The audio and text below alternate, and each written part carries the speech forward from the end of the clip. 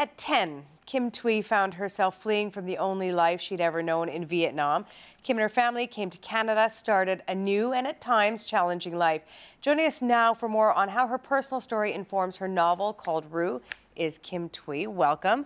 Canada Reads winner this year, a book that breaks barriers. It's not me. You know that it was the work of Cameron Bailey. Well, we'll talk about what Cameron Bailey, who defended your book, in a minute. But what's so interesting, there are book competitions, and people do well, and some people don't do as well. But this was like the book that broke barriers. It didn't have to be written in the last year or anything like that. What did that mean to you, that your book is sort of a symbol of what so many Canadians, immigrants, refugees, children of them have gone through? What did that mean to you?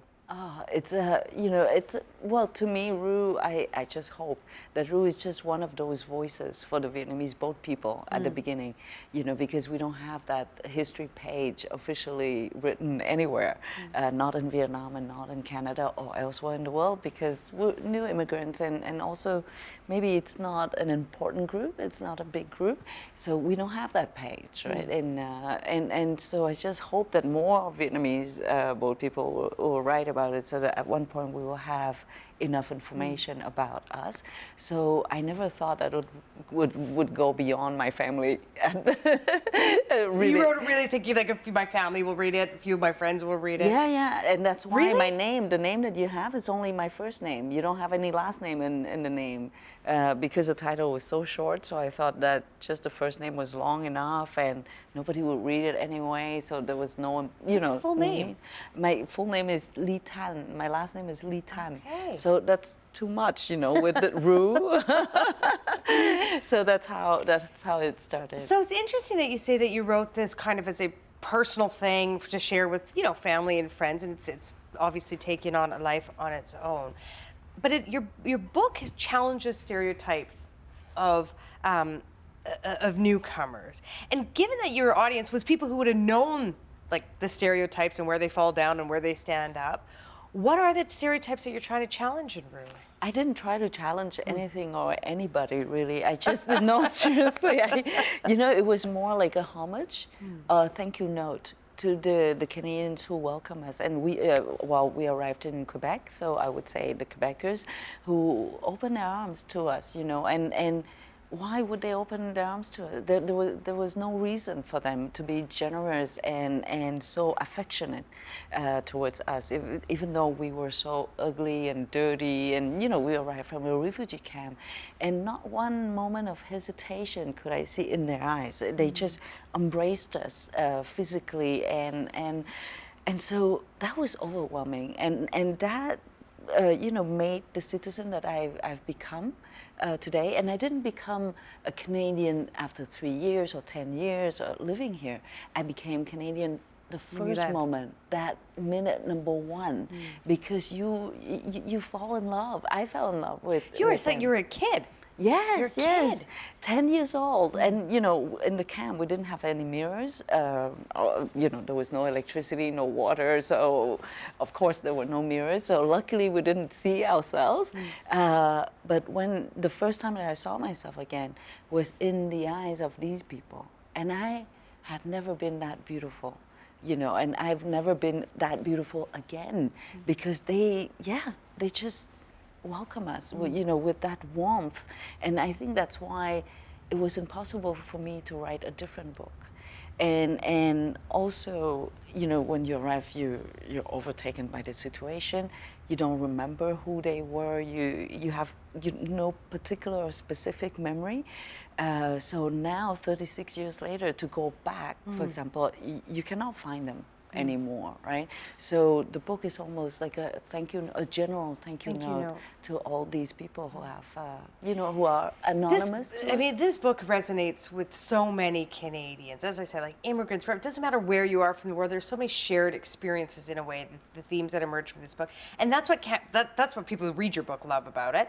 And that's what Cameron Bailey talks so much about when he defended it. So we're going to play a little bit of him defending it. This is from Canada Reads in the spring.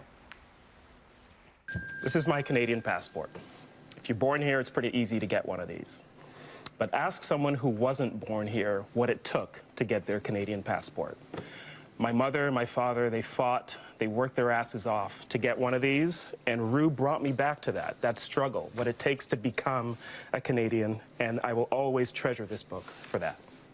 I remember exactly where I was when he said, I'm in the car, I'm driving, and I start crying, because just as it did for him, it did the same thing for me with my parents, just to honor and respect what they've given up to get their Canadian passport. What was that for you, like for you? I was in China, you know, and that's why, for the first time, I felt, you know, that I missed home. I wanted to be home. I wanted to be in that studio, to be with everybody, to be in Canada, to be in my country home.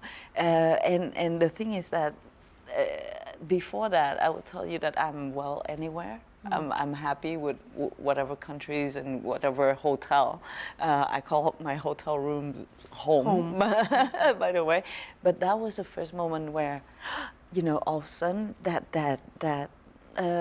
do you call it nostalgia? Not nostalgia, but you know, you just miss home. And you felt very Canadian at that moment. Yes, absolutely. And there's a pride to be Canadian. You know, I've always been very proud and feel very lucky and privileged to be in this country. But at that point, it was my country. You know, it was, just missing home. What are you hearing from newcomers, or I don't like calling them newcomers, like in my parents' case, it's 40 years. People still refer to them as newcomers. They're not newcomers, but I mean, does these themes resonate with them? This is a shared Canadian experience that you write about. I don't think we ever stop being an immigrant in a way. Newcomer, okay. You know, so when I speak, I know that it's quite confusing. When I talk about Canadians, I would include myself into the Canadian bunch, right? As you are, yes. Yeah. But then there are moments where I go like, no, but you know, we, the Vietnamese, we don't do this or do that. So we have that hybrid identity. And so there are moments where I kind of detach myself without knowing or without even being conscious about it. And other times where I'm part of it. So maybe because I'm generation 1.5, I was not born, right, you know, okay. I was not born in Canada, but brought up in Canada. So you still have that other culture which formed you at the beginning. But I guess the second generation might feel differently. I'm not going to speak for everyone, but as a kid of immigrants, I mean, I feel a very shared experience with other children of immigrants, really no matter where their parents came, because there's some similarity, some collective experience. Because you have special lunches. You don't eat the same thing for lunch. Yes. That's a nice metaphor on special lunches. Yes. Yeah, and I just, you know, I've talked to some Italian friends, and they said, well, you know, 30 years ago or 40 years ago, whatever they were eating was quite special comparing to Quebecers, you know, a typical lunch in Quebec. And another friend, a Lebanese, who has been here, you know, for 40 years, but still for him, it's the same thing. He had a special lunch. Yeah. And you know, like hummus, what is that? Yes, and I always say we share this guilt of what our parents gave up to, you know, it's such a cliche, but to give us a better life and all those things. Oh God, yes. I think we're being driven by guilt. Yeah. I want to play another bit of from Cameron, because this is talking about something you were talking about just a bit earlier, about newcomer fatigue. So let's listen to this. Here's a quote. I'm so tired of people trying to come here because they know it's a good country and then wanting to change things. That was Larry Miller, member of our federal parliament, this week. Well, migrants do change things. The French and the English sure did.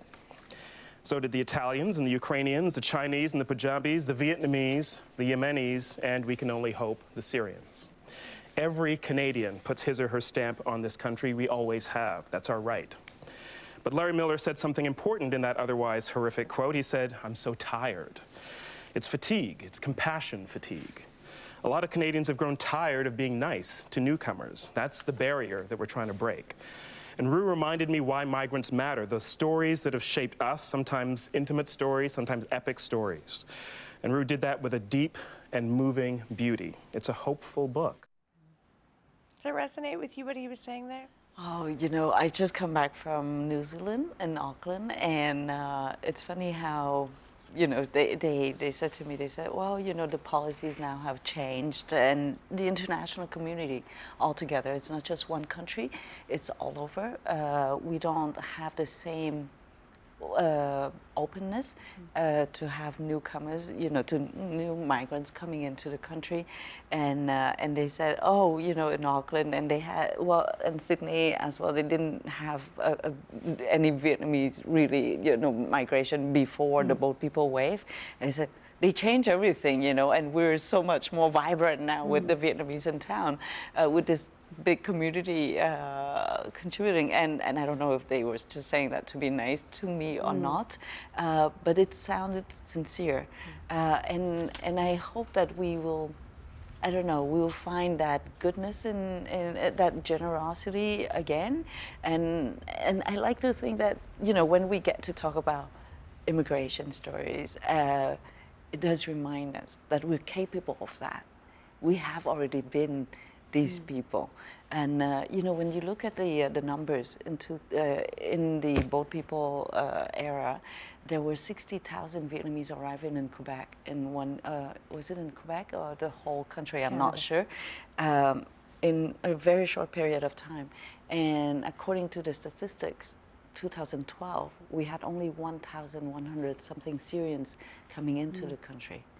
You know, the difference. The imbalance. The gap is so unfair, you know. So we were very lucky, but I think we can make luck happen. You know, I think we have the power to, to play with luck.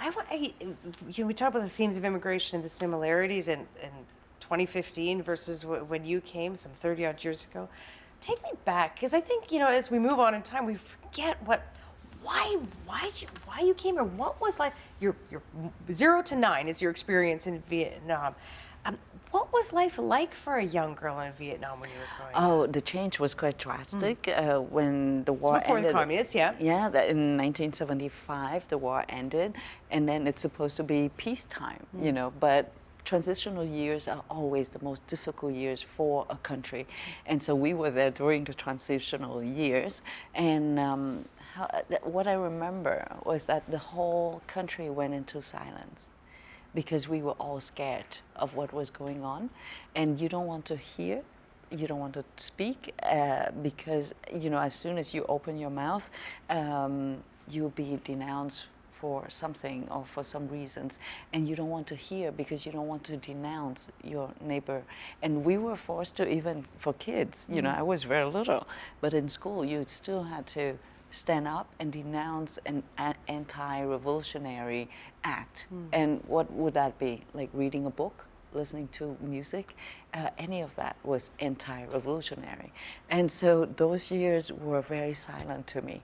You know, the country just went into that dark period, and then we left because of access to education. And the problem was, if you didn't have, the boys at least didn't have access to university, then they went directly to the battlefield. And my uncle was 17 at that point, and we were from the south, from the losing, you know, side. So we knew that he would never make it to university. So he would have been sent to Cambodia during those years, and that's why we left, and that's how. And the only way to leave Vietnam at that point was by boat. By like talk to me about this journey. I mean, you're boat people. I mean, what is that journey like? Oh, we were lucky that Vietnam is surrounded by water, but remember during those years it was the Iron Curtain really between the east and the west. So the only way to leave was with fishing boats, or I don't know how you call it, like really small boat. Yeah, like thatched boats. Yeah. And we left with a 30 feet by 60 feet boat with 218 people. So it was quite crowded, I would say, or maybe it was understated, you know.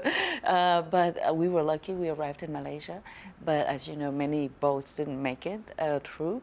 And as soon as we arrived in Malaysia, there was a rain, you know, a normal rain that came down, and the boat just, you know, the wood planks the wooden planks just popped right in front of our eyes.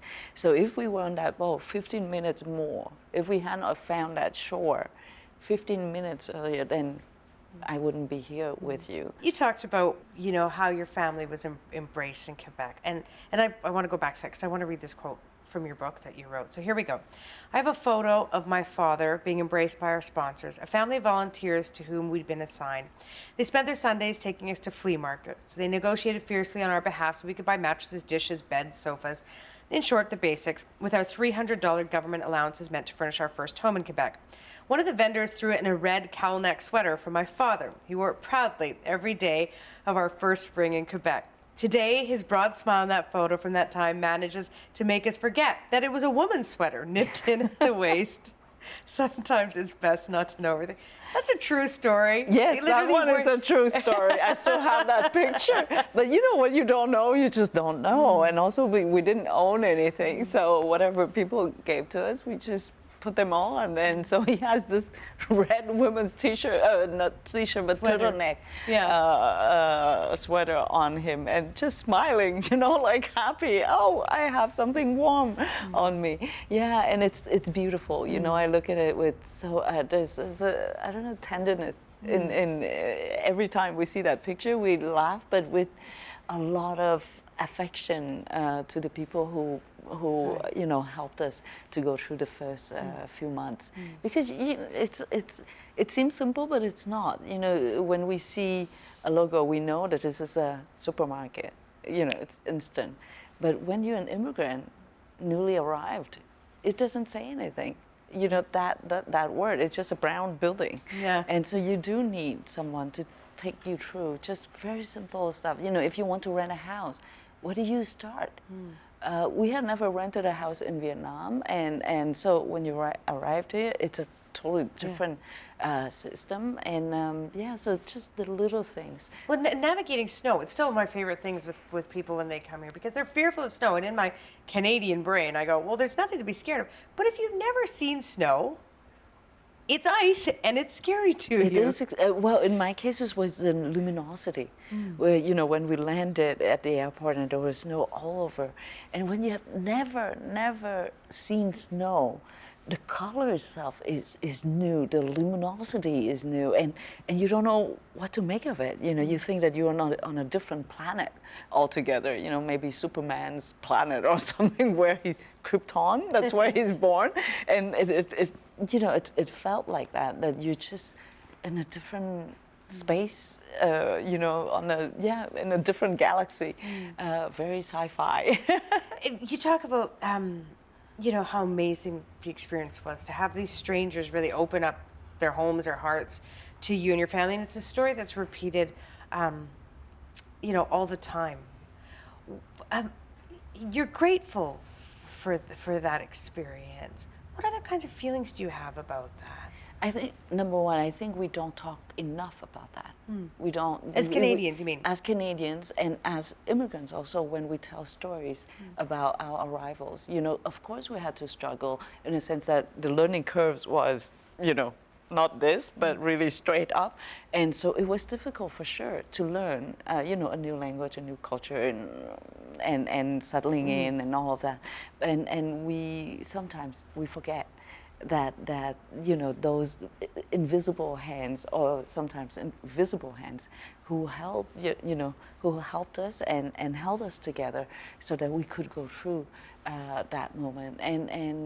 So I like telling those stories because it does bring back that, as if I was living that kindness again, you know, and have the chance to be grateful, to feel humbling. that. Yeah. That experience for you. I'm sorry? It was humbling. Yes, absolutely. And to see the beauty of us, of human beings, how generous we could be, you know, for nothing. What's the point of being, you know, giving to a refugee? You're not getting anything for back, Canadians, you I know? think, because it's such a part of our culture that it's like, well, that's what, obviously that's what you do. That Yeah. you help strangers. We welcome. I mean, it's almost like it's built in our sort of cultural DNA that we probably don't even like. So to hear you say, why would you do that? Well, of course we would do that. That's what you do. But it's very unsettling also for someone who, you know, who arrived from a country at war and a country in transition with the communist era where you have to be quite fearful of your neighbors On because you guard, don't yeah. know, on guard all the time, you know, and you're running all the time. And then in the refugee camp, yes, you will help others, but at the same time, you have so little that you basically, yeah, you don't know what you can do. And then you arrive here, and then yes, that generosity is very special, and we don't realize it. It doesn't exist in all contexts and all countries. So we're at the 40th anniversary of the end of the Vietnam War this year, lots of commemoration and marking of that. When you look back, Kim, you've been in Canada, you're Canadian, 30 years, vast majority of your life in Canada. When you think back, what goes through your mind? Well, I had the chance to go back to Vietnam to work for a couple of years when I was a lawyer, and I'm quite, I would say Vietnam is still, you know, a one-party government kind of country, but if you look back in a very short period of time, 40 years in a human life is long, probably, but for a country is nothing, right? It's very short, and they have succeeded at coming out of that, of those difficult years. You know, they've become the second biggest exporter of rice and coffee in the world in that short period of time. And if you look at Vietnam today, you know, it's changing at the pace of, I don't know, so quickly. Of course, you know, when you come from, like I said, well, they didn't have a stock exchange. So as soon as they have, at the beginning, they had one company, and then the year after 3, then it's a growth of 300%, you know, something that we cannot do in Canada. But so the speed is so quick, but at the same time, when you look at all the young people, they have that urgency to live, and you know, they just want to make it, and they're running, and they're in that survival instinct, and it's just beautiful to see. So if you go to Vietnam, just sit at one corner and look at them. It was interesting that you say that, because sometimes when people flee conflict or a political oppression or whatever, they can't let it go no matter how much they built a new life. They have animosity. They're angry. You don't have that. No, because I was lucky enough to leave when I was only 10. But do you understand that animosity and anger in some people? Yes, Because your parents, of course. Of course, they have a very different view on things than I did. I didn't lose a life. I didn't lose many friends or you know, like or a career like they did, right? Because they left as adults with a family, whereas I left and I had my family. I didn't lose any of the members of the family, so I didn't feel the loss. You know, as long as you have your parents and your brothers and sisters, you're it. That's your life, right? When you're 10, so I do understand what they look at, and I think I have this opportunity to be young enough to not feel the animosity, and to be able to say, maybe it's time for us to end the war, you know, and to not feel animosity, because if we continue to feel that separation, it's almost like we're making the war continue between us. So maybe it's time for us to embrace each other, and you know, and to let the past be in the past as history, and not our present. It's interesting that you say that, because the federal government is planning to build this memorial to victims of communism. So I guess arguably you say that that's kind of doing what you say we shouldn't be doing, which is sort of making separation. Do you think that's the right move, to make a memorial, to commemorate what happened to the Vietnamese who left? I think it depends on the narrative behind the memorial. Like the memorial in Washington, D.C. for the American veterans is important, you know, and every time I go there, I do get very emotional.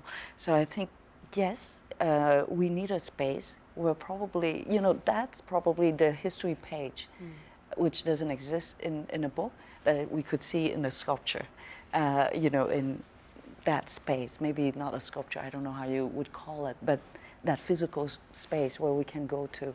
But I think each of us have our own way of contributing to the memory. So in my own little way is to write about it, and to write about the beauty of the Vietnamese culture and what we have left, you know, after all those difficult years. Your little way turned out to be a very big thing. Congratulations. I mean, you know, it's interesting, again, that you say you just wrote this for my family and friends, and it's touched many people's, and there's been a lot of it's good very memories. surprising, you know, and in Quebec, I'm quite, how would I say it? The meaning of the book came afterwards. Nowadays in Quebec, many schools have Rue as a mandatory read, and it gives me a voice almost to talk about immigrants and to be that face and to tell them, you know, it's not so bad.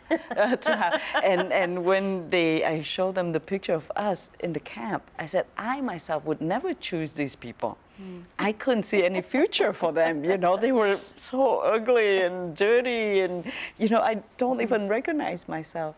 But it's possible in a very short period of time for us to become what we are today because of Canada, because of the generosity. And so it gives a purpose almost to remind us that it's possible to bring a very little girl lost in and the look camp. what she's become. Yeah, you know, rather. Stop. Good work. Thank you nice very to meet much. you. Thank you. Thank you. Help TVO create a better world through the power of learning. Visit supporttvo.org and make a tax-deductible donation today.